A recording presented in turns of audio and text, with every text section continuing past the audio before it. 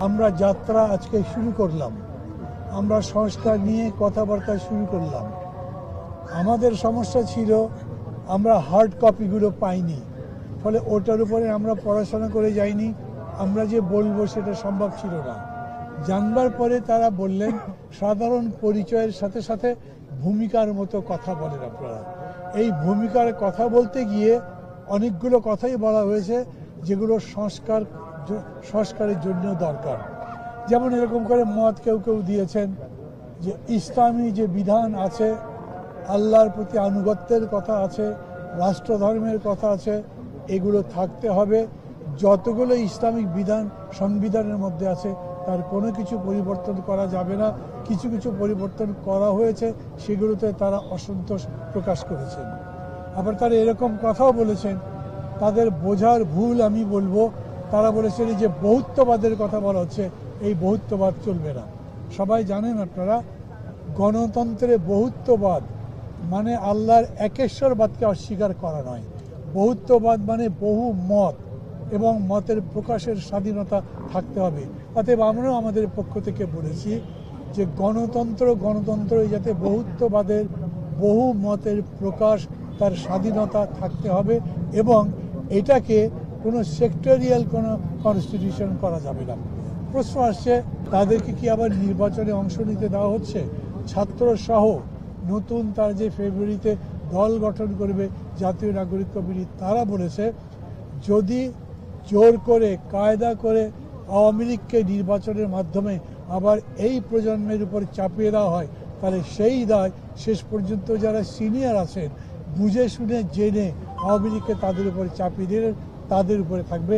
এই দায়ে তাদের বহন করতে হবে, কারণ তারা মনে করেন এই প্রজন্ম যে এই আওয়ামী লীগ এখন অপ্রাসঙ্গিক, এই আওয়ামী লীগ এখন অপ্রয়োজনীয়, তারা পরাজিত, তারা পলাতক, তাদের ফিরে আসার কোনো সুযোগ নেই, রাজনীতির কোনো নতুন বয়ান নেই, তাদের মধ্যে কোনো অনুতাপ নেই, কোনো অনুশোচনা নেই। অর্থাৎ তাদেরকে কোনো রকম কনসেশন দেওয়া চলবে না।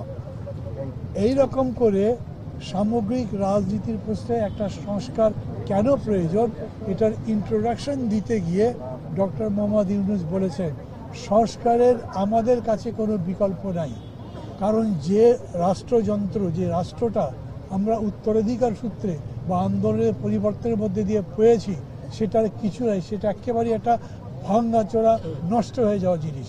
এইটাকে যদি নতুন করে তৈরি করা না যায় তাহলে এই রাষ্ট্র টিকবে না, গণতন্ত্র টিকবে না, দেশ টিকবে না, দেশের অর্থনীতি টিকবে না। এই কারণে এইটা আমাদের করতে হবে, আমাদের দায়িত্ব, এখান থেকে পিছিয়ে যাবার উপায় নেই। এবং এটা আমরা যে করছি এরকম নয়, আপনারা যারা রাজনীতির নেতারা আছেন, যারা জনগণের প্রতিনিধিত্ব করেন, যারা জনগণের সঙ্গে দেশ নিয়ে কাজ করেন, তাদেরকে সাথে নিয়ে করতে হবে। আমরা একটা টিম করেছি, যেই টিমের পক্ষ থেকে কি কি করলে রাষ্ট্রটা একটা টেকসই গণতন্ত্র নির্মাণ করতে পারে, সেই জায়গায় দাঁড়াতে পারে, তার প্রস্তাবনাগুলো আপনাদের কাছে দিচ্ছি। আপনারা এর উপরে আপনাদের মতামত বলবেন, সেই মতামতের ভিত্তিতে আমাদের নিজেদের মধ্যে কথা হবে। উনি নির্বাচন সংস্কার নিয়ে আপনারা কি বলেছেন? উনি বলেছেন হ্যাঁ বলছি স্বামীজি, উনি বলেছেন আমরা একটা ওয়েবসাইট করব, সেই ওয়েবসাইটে আমাদের সব কথা থাকবে। আপনারা যেগুলো ঠিক মনে করছেন সেগুলো ঠিক মত দেবেন, যেটা ঠিক মনে করছেন না সেটা ভুল বলবেন, নতুন কোনো প্রস্তাব থাকলে সেটা বলবেন। দুর্নীতি সহ নির্বাচন ব্যবস্থা, কনস্টিটিউশন, যে 6টা কমিশন আমাদের সাথে বসেছিল, সবগুলো ব্যাপারে যে প্রস্তাবনা দেবেন, মানুষের মধ্যেও সেটা চর্চা হবে। তারই ভিত্তিতে সবচাইতে লাগসই যুগসই যেটা সত্যি সত্যি গণতন্ত্রকে টেকসই করবে, সেই রকম প্রস্তাবগুলো নিয়েই আমরা আগামী নির্বাচনে যাব। নির্বাচনের তারিখ নিয়ে, লিমিটেশন নিয়ে কোনো কথাবার্তা হয়নি। অনেকেই বলেছেন যে প্রধান উপদেষ্টা বলেছেন ডিসেম্বরের মধ্যে এটা হতে পারে, উনি এটার উপরে কোনো কমেন্ট করে নাই। কিন্তু সাধারণভাবে প্রায় সবাই বলেছেন তারা যত তাড়াতাড়ি পারে নির্বাচন করতে চান এবং এই নির্বাচন যাতে একটা ভালো নির্বাচন হয় সেই জন্যে এই সংস্কার করবেন। এই দুটোর মধ্যে কোনো দ্বন্দ্ব নেই যে সংস্কার আর নির্বাচন মুখোমুখি কখনোই দাঁড়াচ্ছে না, দুটো পাশাপাশি চলছে। এবং যখনই মনে করছি আমরা, মানুষ মনে করছে যে এই রকম পরিস্থিতিতে নির্বাচন করলে সেই নির্বাচন টেকসই হবে এবং এই নির্বাচনের মধ্যে যারা আসবে তারাও যেটুকু কমপ্লিট করতে পারলাম না আমরা, ধরা যাক যতগুলো প্রস্তাব দেওয়া হয়েছে সেই প্রস্তাবের যেগুলোতে ঐক্যমত্য আছে সেটা দিলাম, যেগুলোর মধ্যে অল্প কিছু পরিবর্তন করতে হবে সেটা করব, যেটা বেশি করতে হবে সেটা করব, কিন্তু এই ধারাবাহিকতা বজায় থাকবে। এই প্রক্রিয়ার মধ্যে দিয়ে পরিপূর্ণ একটা সংস্কারের কর্মসূচি অব্যাহত থাকবে। কেউ কেউ প্রস্তাব দিয়েছেন যে স্থানীয় নির্বাচনগুলো তাড়াতাড়ি করতে হবে, কিন্তু বেশিরভাগ দলের মত হচ্ছে যে স্থানীয় নির্বাচন, আমরাও এটা বলেছি, স্থানীয় নির্বাচন এখন করা এখনো অনেক সময়ের ব্যাপার। 2 নম্বর হচ্ছে এই নির্বাচনই যে খুব ভালো হবে এটা যে সংকট সমাধান করবে নাকি আরও বিভাজন গোলযোগ নিজের লেভেলে বাড়িয়ে দেবে, এই কারণে আগে এটা করবার দরকার নেই।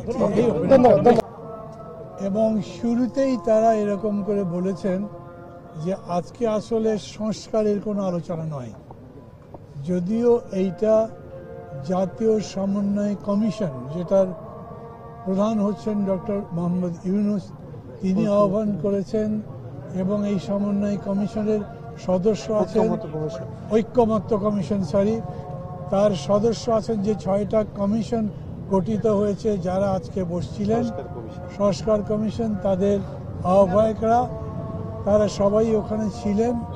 তারা বলছেন এটা অনেকটা একটা ইন্ট্রোডাকশনের মতো, অত শক্ত না, তারপরেও চেষ্টা করছি। রফিকুল ইসলাম বাবলু বীর মুক্তিযোদ্ধা ইন্ট্রোডিউস করলেন, চেনেন সবাইকে। আমার ভাই আছেন অ্যাডভোকেট হাসনাত কাইয়ুম, রাষ্ট্র সংস্কার আন্দোলনের সমন্বয়কারী। আমার ডাইনের সাথে আছেন শহীদুল্লাহ কায়সার, নাগরিক ঐক্যের সাধারণ সম্পাদক। বাঁয়ে ডক্টর আবু ইউসুফ সেলিম, ভাসানী অনুসারী পরিষদের সদস্য সচিব। প্রথমে আপনাদের সবাইকে সালাম। আলোচনাটা শুরু হয়েছে একেবারে নির্ধারিত সময় 3:30টায়। আহ্বানে আমরা এসেছিলাম, সেখানে আমরা আমাদের গণতন্ত্র মঞ্চের পক্ষ থেকে আমরা বক্তব্য